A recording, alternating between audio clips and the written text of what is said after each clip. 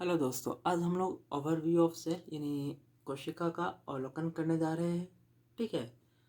अब यहाँ पास कैरेक्टर लिखा हुआ है किसका, ईकैरियोट्स एंड प्रोकैरियोट्स। ठीक है। ईकैरियोट्स में क्या होता है, डबल मेम्ब्रेन बॉन्ड होता है न्यूक्लियस, और प्रोकैरियोट्स में कोई मेम्ब्रेन बॉन्ड नहीं होता। ठीक है। यही सब इसका देखना है डिफरेंस। सबसे पहले न्यूक्लियोलस। न्यूक्लियोलस ईकैरियोट्स में प्रेजेंट होता है ना, प्रेजेंट होता है। वही प्रोकैरियोट्स में न्यूक्लियोलस एब्सेंट होता है। न्यूक्लियर मेम्ब्रेन ईकैरियोट्स में डबल मेम्ब्रेन होता है। देखिए, एक outer membrane, outer nuclear membrane और इनर न्यूक्लियर मेम्ब्रेन। ठीक है, केंद्रक झिल्ली। ठीक है, तो इसमें न्यूक्लियर मेम्ब्रेन प्रेजेंट होगा, वो भी डबल होता है, और इसमें कोई इसका क्या बोलते हैं मेम्ब्रेन नहीं है न्यूक्लियस का अगल बगल। ठीक है, ये खाली पड़ा हुआ है, तो इसमें एब्सेंट हो जाएगा। वेल डिफाइंड न्यूक्लियस, तो इसको क्या बोलेंगे, वेल डिफाइंड न्यूक्लियस बोलेंगे। इस पे इसके पास क्या है, हिस्टोन प्रोटीन है, नॉन हिस्टोन प्रोटीन है, और भी बहुत चीज़ है। तो इसे और क्या है, मेम्ब्रेन बॉन्ड है, तो इसे क्या बोलेंगे, वेल डिफाइंड न्यूक्लियस। इसको क्या बोलेंगे, वेल डिफाइंड न्यूक्लियस नहीं बोलेंगे तो क्या हो जाएगा, एब्सेंट हो जाएगा। अब इसमें क्रोमोजोम, क्रोमोजोम में क्या क्या प्रेजेंट होगा, डीएनए होगा, डीएनए होगा, डबल स्ट्रैंडेड लीनियर होगा। यानी कि देखिए यहाँ पर डी से मतलब डबल, इस तरह डबल। ठीक है, एक सिंगल हो गया, ये डबल हो गया, तो ये डी से डबल हो गया स्ट्रैंडेड। ठीक है, डबल स्ट्रैंडेड क्या है, लीनियर। लीनियर मतलब ऐसे लाइन सा रहेगा। ठीक है, बस वही प्रोकैरियोटिक्स में क्या हो जाएगा, ये तो ये भी डबल है। ठीक है, डबल स्ट्रैंडेड सर्कुलर डीएनए होता है, तो ये इस तरह आके सर्कल हो जाएगा, इस तरह सर्कल हो जाएगा। ठीक है, ये सर्कल होता है, यहाँ सर्कल सर्कुलर डीएनए होता है, और यहाँ लीनियर डीएनए होता है। यूकैरियोट्स में डीएनए कैसा होता है, लीनियर होता है, और प्रोकैरियोट्स में सर्कुलर होता है। और यूकैरियोट्स में क्या प्रेजेंट होता है, नॉन हिस्टोन प्रोटीन प्रेजेंट होता है, जो एसिडिक होता है, और हिस्टोन प्रोटीन प्रेजेंट होता है, जो बेसिक होता है। इसी का केस में प्रोकैरियोट्स में हिस्टोन प्रोटीन एब्सेंट होगा। ठीक है, इसमें हिस्टोन प्रोटीन एब्सेंट होगा, यूकैरियोट्स में हिस्टोन प्रोटीन प्रेजेंट होगा। ठीक है, और prokaryotes fulls chromosome represent by double stranded circular genomic DNA. ठीक है, जिसको हम लोग जीनोमिक डीएनए बोलते हैं।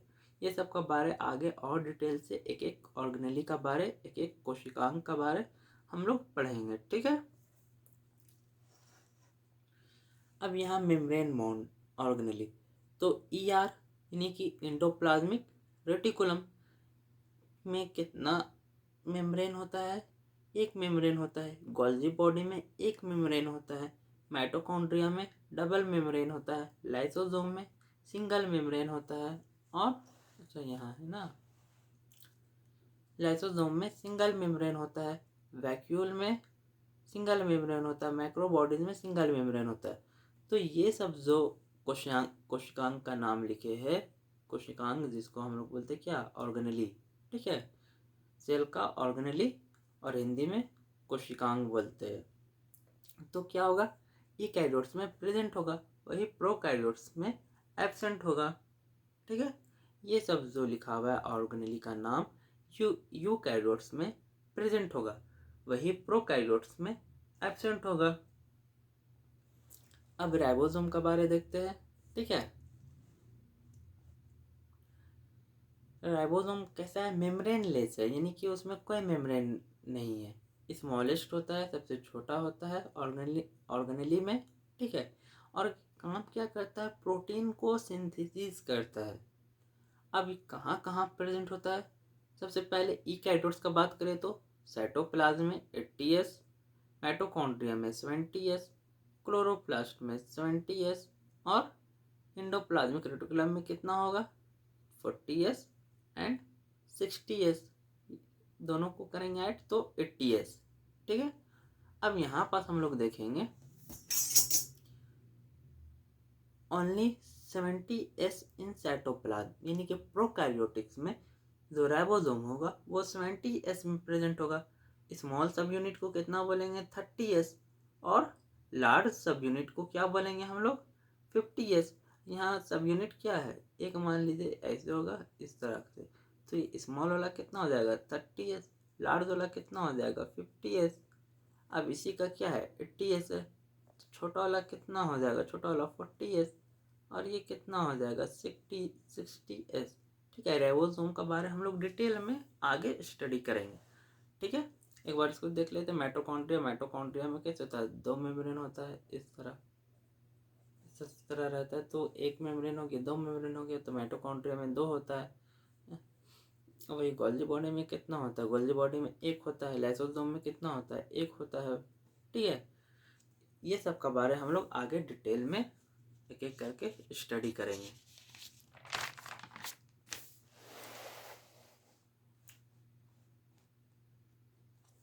अब यहाँ साइटोप्लाज्म प्रोकैरियोट्स एंड यूकैरियोट्स दोनों में प्रेजेंट होता है। साइटोप्लाज्म प्रोकैरियोट और यूकैरियोट्स दोनों में प्रेजेंट होता है। अच्छा, साइटोप्लाज्म कैसा होता है, सेमी फ्लूइड मतलब ना तो ठोस होगा, यानी कि ना तो सॉलिड होगा ना तो लिक्विड, इसको बोल सकते हैं जेली लाइक। ठीक है, जेली लाइक, जैसा जेली होता है वैसे ही होता है, इसको सेमी फ्लूइड भी बोल सकते हैं या जेली लाइक भी बोल सकते हैं। तो साइटोप्लाज्म कैसा होता है, सेमी फ्लूइड होता है। साइटोप्लाज्म में सेल्यूलर एक्टिविटीज होता है, जैसे प्रोटीन सिंथेसिस और केमिकल रिएक्शन। साइटोप्लाज्म में सेल्यूलर एक्टिविटीज होता है। ठीक है, सेल्यूलर एक्टिविटी मतलब प्रोटीन का सिंथेसिस करना, केमिकल रिएक्शन करना। फॉर एग्जांपल मेरा पास यहाँ मान लीजिए कोई एक कोशिका बना हुआ है या सेल बना हुआ है। ठीक है, यहाँ पास न्यूक्लियस हो गया है ना। अब यहाँ पास क्या बोलते हैं, मान लीजिए गोल्जी बॉडी हो गया, इस तरह माना बना लेते हैं।